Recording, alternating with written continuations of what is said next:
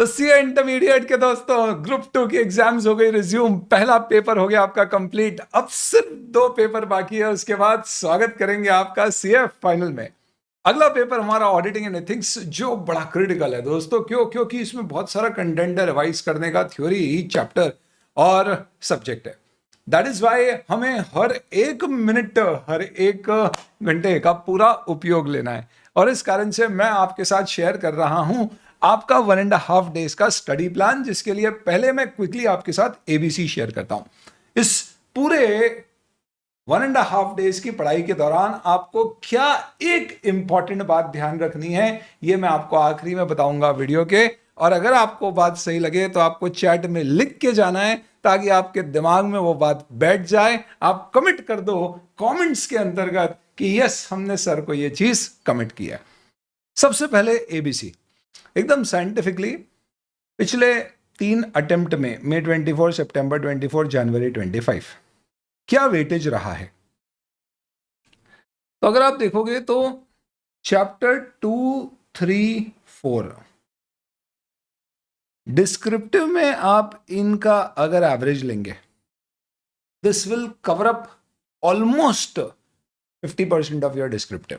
हालांकि paper 88 marks का आता है, तो उस सेंस में 88 में से दिस में भी a lesser percentage, but 70 mark का आपको जो अटेम्प्ट करना है उसमें से अगर आप देखेंगे तो ये इजीली 35 मार्क्स हो रहे हैं।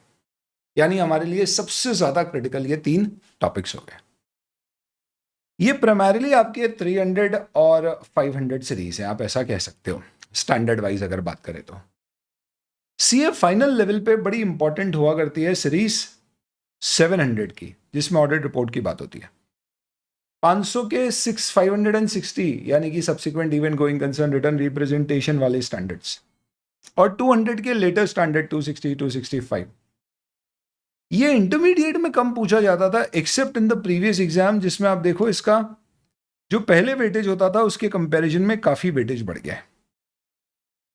तो उस सेंस में अपन ये कह सकते हैं कि ये 2 टॉपिक्स हमारे लिए उस सेंस में नेक्स्ट मोस्ट इंपॉर्टेंट होंगे। बट मैं पर्सनली आपको रेकमेंड करूंगा कि ऑडिट ऑफ बैंक्स को plus ethics and terms of engagement, this is very important, तो आप स्किप ना करें।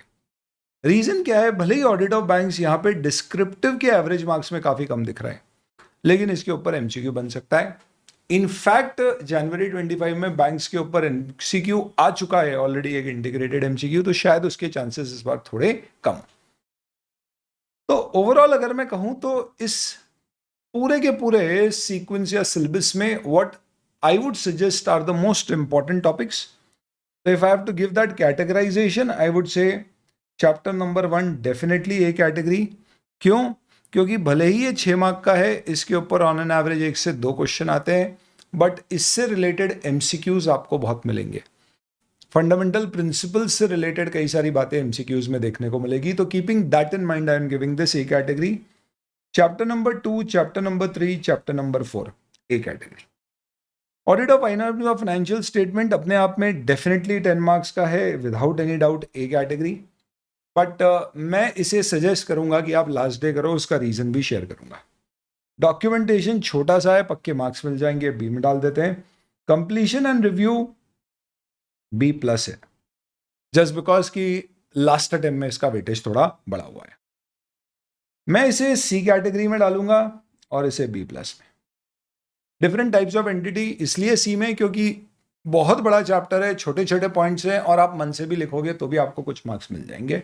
एमसीक्यू में आते हैं 1-2 क्वेश्चन, बट आप देखना आपके 30 मार्क्स के एमसीक्यू में से ऑलमोस्ट 20 to 25 मार्क्स के MCQs would be, unless and until bank audit या इसके ऊपर कोई स्पेसिफिक क्वेश्चन आ जाए पूरा इंटीग्रेटेड, आप देखेंगे 20 मार्क के ऊपर के क्वेश्चन आपके स्टैंडर्ड बेस्ड चैप्टर के ही होते हैं, which means it will primarily be relating to your chapter number 2, 3, 4, 6, 7, 8 और 11।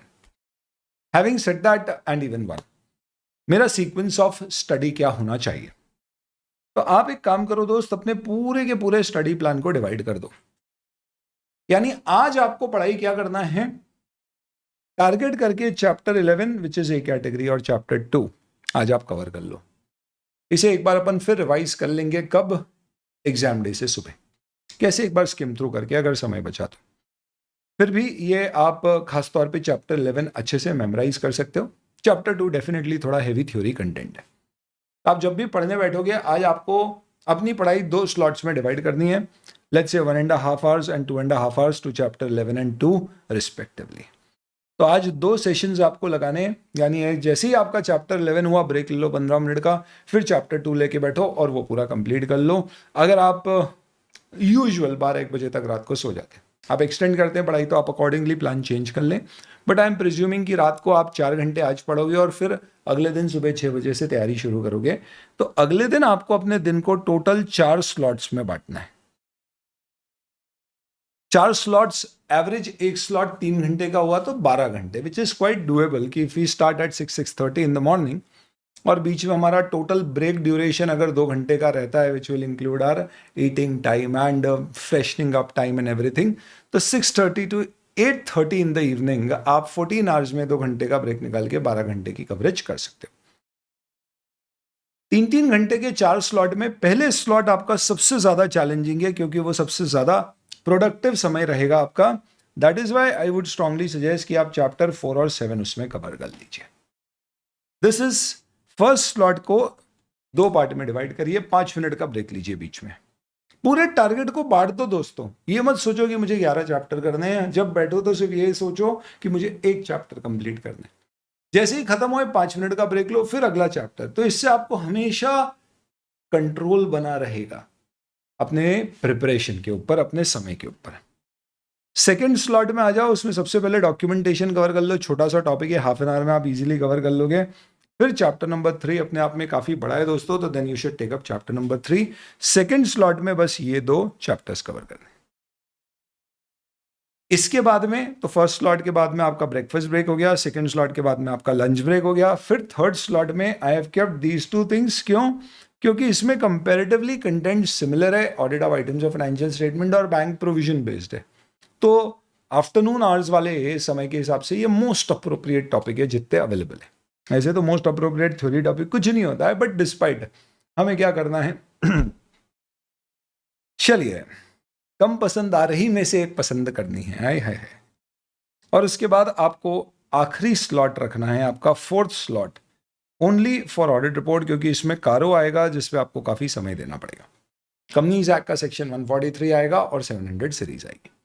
डेफिनेटली हो सकता है ऊपर का कहीं कुछ स्पिल ओवर हो तो उसे कवर कर लीजिए, और इसके साथ आपका अगला दिन कल का फिनिश।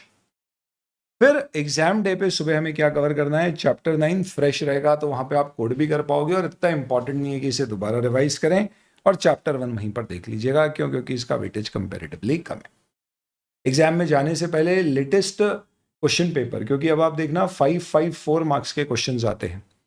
कई बार 5 मार्क के क्वेश्चन में 3 और 2 के 2 सब पार्ट आते हैं, पर पहले 4-4, 3-3 मार्क के ऐसे क्वेश्चन आते थे, नंबर ऑफ क्वेश्चन ज्यादा आते थे। जैन 25 से अब डिस्क्रिप्टिव पार्ट में आपका एक क्वेश्चन 14 मार्क्स का होगा, जिसमें 3 सब क्वेश्चन होंगे, 5-5 4 मार्क के। तो उस लॉजिक से टोटल आपके पास क्वेश्चन होंगे 6, जिसमें से सॉल्व करना है 5 14 मार्क्स के। 6 × 3 18, एक internal choice, total 19 descriptive question आएंगे, obviously apart from your 15 MCQs। ये पूरा जो मैंने आपको स्टडी प्लान बनाया है, इसको फोकस करके कोशिश करना है कि हमें अचीव करना ही करना है। और आपको जब भी ऐसा लगे